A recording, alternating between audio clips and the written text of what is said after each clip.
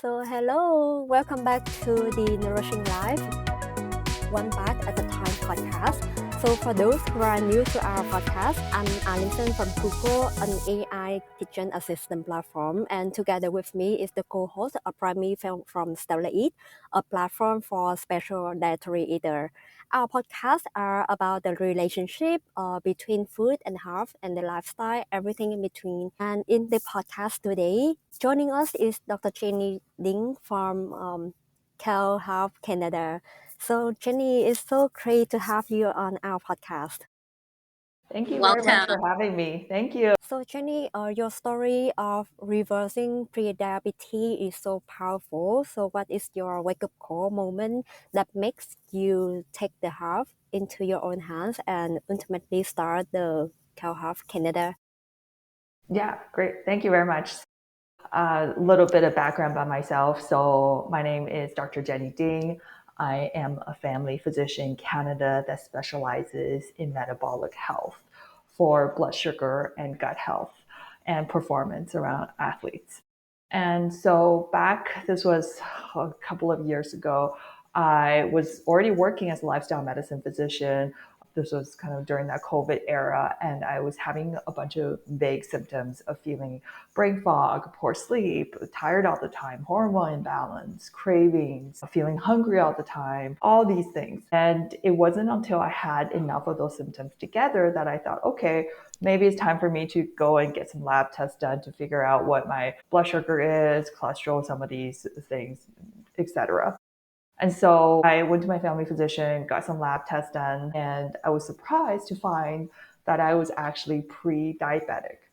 Now, I was already doing everything under the sun. I was doing yoga, high intensity interval training, hiking, running 5, 10K runs, half marathons, eating mostly plant-based whole foods, doing some intermittent fasting, all these things. But my body still wasn't working appropriately. Like my sugar was still high for some reason. That surprised me because I don't have a family history of diabetes. My grandparents, they're in their 80s, they're very healthy. Their blood sugar is better than mine back then. Yeah. And so that was essentially a wake up call for me to say, oh, wow, something is off. Obviously, like there's something going on that I'm missing. And so I looked into the research behind blood sugar control and created a program for myself that essentially reversed my condition in about 30 days. And that's impressive. Thank you. Yeah. And people always ask, what is kind of the one thing that I did? And to be honest, there isn't one single thing. And I did not go through a complete change of what I was already doing. What I realized is really kind of about creating some small incremental changes, building a bit of new habits, kind of having more of a structured routine and creating something that really works with my body. And some of the health technologies like the continuous glucose monitor, gut health test that I now provide through my company, KO Health Canada, is something that I've used during that process to help me get the results quickly and effectively. So that is kind of a long-winded story. Yeah. Thank you for sharing. We would like to understand, like, once you've noticed that, what's the connection? We would like to, if you can help us connect the dots in this story between the sugar consumption, the metabolic process, and how does it affect our gut health? And if you can give us some insights that it might take you an hour for a lecture, but for our audience, sake of time, can you give us like a practical way of looking at it? Yeah. So when it comes to blood sugar and gut health, it is very much interconnected. And what I always tell my clients or when I do workshops and programs is that I tell people whatever we put into our body is fuel for the bacteria in our gut. Right? Yeah. So we have all kinds of choices of things that we can feed our bacteria. And in the process, select for the good bacteria versus bad bacteria, if we kind of put it into those general categories, right? And so the gut health then in turn impacts blood sugar by things like inflammation, nutrient absorption. It also affects other hormones that affects insulin sensitivity. And so the good bacteria, if we have a lot of those, they produce things like short chain fatty acids, stuff like butyrate, and some of these other things that actually improve insulin sensitivity and decreases blood sugar spikes. And so it's this fantastically interconnected feedback cycle of how what we put into our body selects for what happens in the bacteria, and then the bacteria then feeds back to help our body function better. Well, yeah, but you just mentioned that the gut health is affecting, like, you are what you eat, right? So the gut health affect a lot in for our body, our hormones, and our, it's like the second brain of the human body. So when we think about the gut friendly food, we will think about like yogurt or kimchi, any fermented food. So, do you have any specific food choice that would help the body to increase the good bacteria and improve the blood sugar, make it stable? Yeah, totally. Exactly. There's so many things that I could talk about in terms of like not only fermented foods, but some prebiotics that helps with stuff like probiotics in our body as well. Just to start though, a lot of the time people don't realize they have actually imbalance in the good and bad bacteria. Yeah. And sometimes it's hard for us to know, right? And so I always tell people pay attention to your symptoms, how you're feeling. So when we have this imbalance of the good and the bad bacteria, what we actually experience is bloating, is indigestion, maybe heartburn, maybe loose stools, constipation, maybe you can also have fatigue, brain fog, because as you mentioned, the gut is really our second brain, right? And Yes. a lot of the neurotransmitters like serotonin is actually produced in the gut, right? And so when our gut health is quote unquote out of whack or Mm-hmm. not aligned, we don't feel well, right? And also affects our blood sugar and how we feel in that regard. And so I always tell people pay attention first to the warning signs of poor blood sugar, poor gut health, and then that will be an indication for you to start looking into things. And some of the things you can look into are definitely the gut friendly foods, right? Things like yogurt, things like kimchi, sauerkraut. Those are fantastic options, and they help to stabilize your blood sugar by affecting your gut health. They help to fuel the good bacteria so that they can work better and help with blood sugar control, right? So that's kind of a long answer to your question. Hopefully it did Yeah. answer some of that. Yeah. Yes, of course.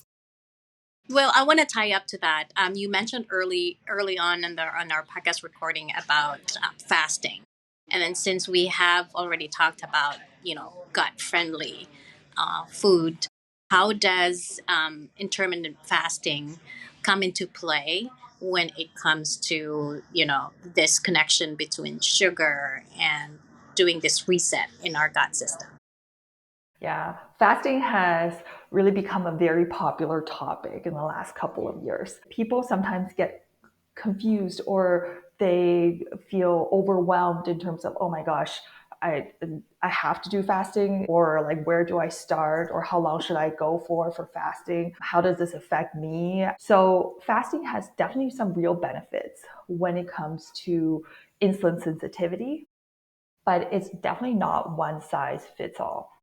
And Yes. so essentially, the concept of fasting is to not have any food intake for a period of time. And that period of time can be hours, can be many, many hours, could be days, right? And prehistorically, we have not always had access to food on a regular basis.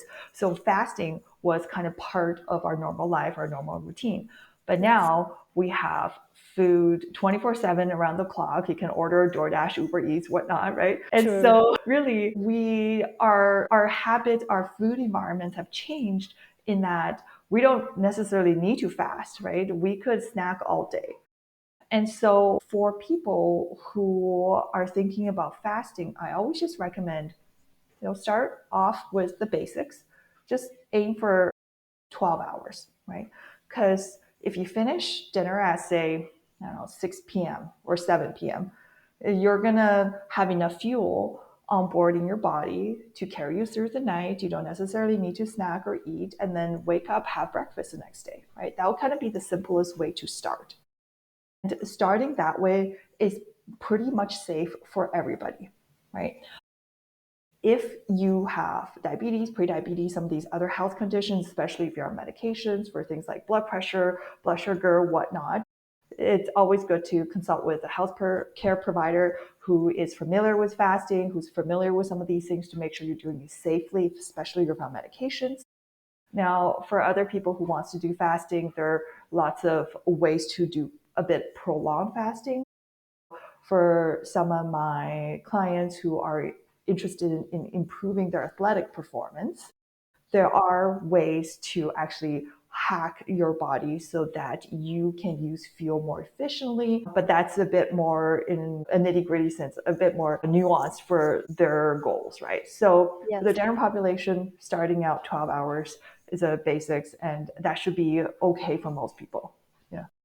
So just for our listener to understand, if you do the 12-hour intermittent fasting, it means that you eat in the 12-hour circle, and the other 12-hour you stop eating like completely, right? Yeah, exactly. So if we even think back to as recent as our grandparents' days, they would have breakfast, lunch, dinner, not necessarily snacks during the day. Technically, the snacking industry was invented Yes. quite recently to promote the sale of more products, right? So then they will finish eating and then they don't necessarily have anything until the next day. So it's always good to kind of just go back a little bit and say, okay, let's start with that as a foundation and then kind of work more into it depending on that individual's needs.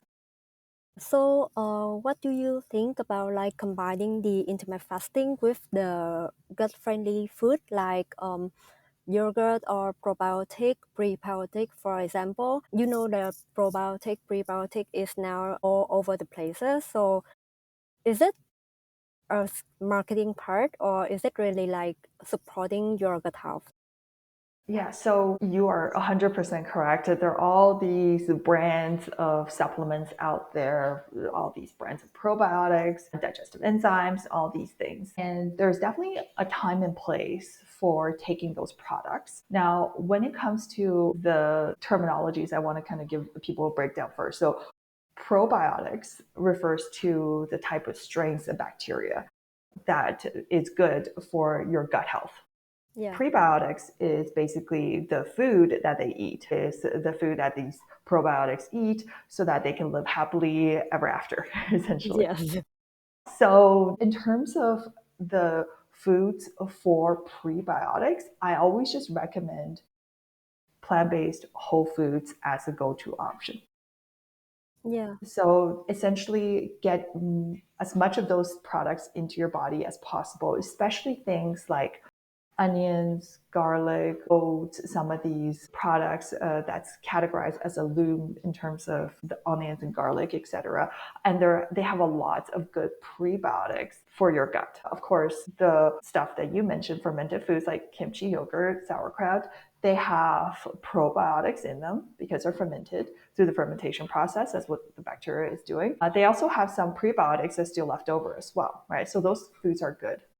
Now, if you're new to all those types of food, sometimes you may experience actually some indigestion. You may actually experience some unwanted symptoms of bloating or something like that. That's because the gut environment has not been primed to take in those big changes that you're making, right? So the bad bacteria is not really happy. They're kind of like, what are you doing? Why are you invading my space with all this good stuff? And so they're kind of causing some problems. And in those times, it might be good to take certain digestive enzymes that helps you to relieve those symptoms, right? And over time, if you continue to build these habits, eat these foods, the environment's going to shift and those symptoms are going to go away. Wow, Yeah, that's that's amazing. That's really amazing. We heard about CGM and microbiome testing. So to connect to what you just said there, and any other tools that you found throughout your practice to get our listeners kind of get ahead of this onset of future, diabetic issues or any other conditions moving forward that's gonna greatly affect their lifestyle. So, can you share us a little bit more? What is CGM, this microbiome testing, and any other tools that have helped your clients with your practice? Thank you. Yeah, totally. Thank you. Yeah. So a CGM, for those of you guys who are not familiar with acronyms, it stands for continuous glucose monitor. And what it actually does is basically a small sensor that you wear on your body for 2 weeks. And it tracks your blood sugar in real time. There is no needle, there's no needle that's left in your skin after insertion. So it's just this little patch that you have, and it gives you really good data in terms of what's happening second by second with your behaviors, with your food intake. And so that tool itself was one of the key tools that I used to reverse my prediabetes quickly and effectively, because I can see what my food intake, my behavior, my activity, how that really affected my sugar in real time, and make those adjustments on a continual basis. So you don't have to necessarily wait months to see the results on your next set of blood tests. You can do things right here and now.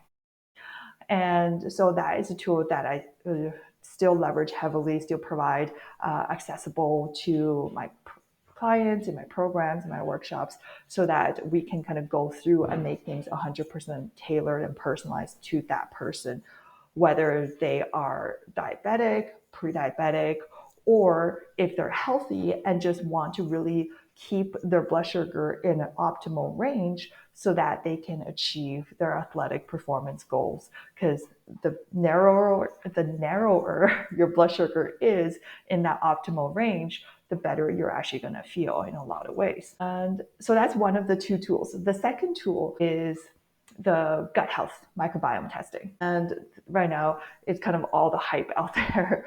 Lots of documentaries, companies advertising their products. That being said, there is definitely a role in understanding your starting point, because we can take all the supplements under the sun, supplement with all the prebiotics, probiotics, but what are we actually doing? Are we actually doing the right things? Are we taking the right strains of bacteria, or are we doing something that's counterproductive in some ways, right?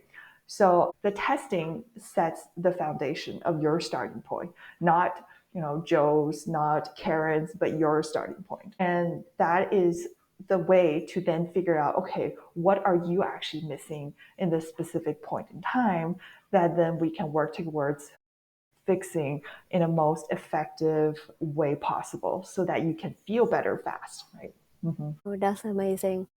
Yeah. You've have so many of your clients regain control for their health. So what's the one small and intentional change that you would recommend to our listener that they can make today to improve both of the gut health and the blood sugar? So there are many things that we could start from. The one small change that I always advise people to think about is, what is that change going to look like for you, right? So I could tell you to start with, maybe doing more of this, or maybe try some of that.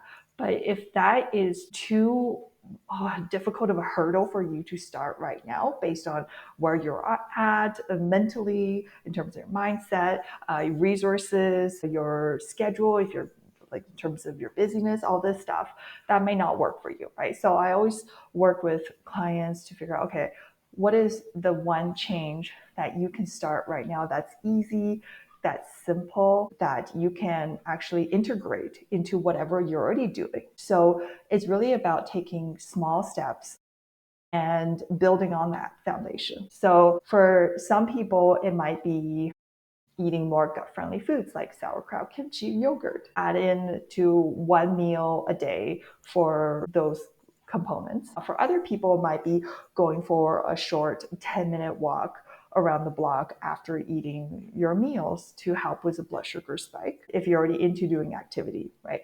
It really kind of varies depending on who you are, where you're starting from, and again, make it very sustainable, practical, and personalized. I've learned so much in this 15-20 minute conversation with you, Dr. Jennie. I guess it really starts within ourselves, making that decision what lifestyle looks like for us, what success looks like for us. Please plug away or encourage our listeners, aside from taking action, but any key takeaway from this conversation that you would like to live to our listeners, and any promotion as well that you're coming up for you.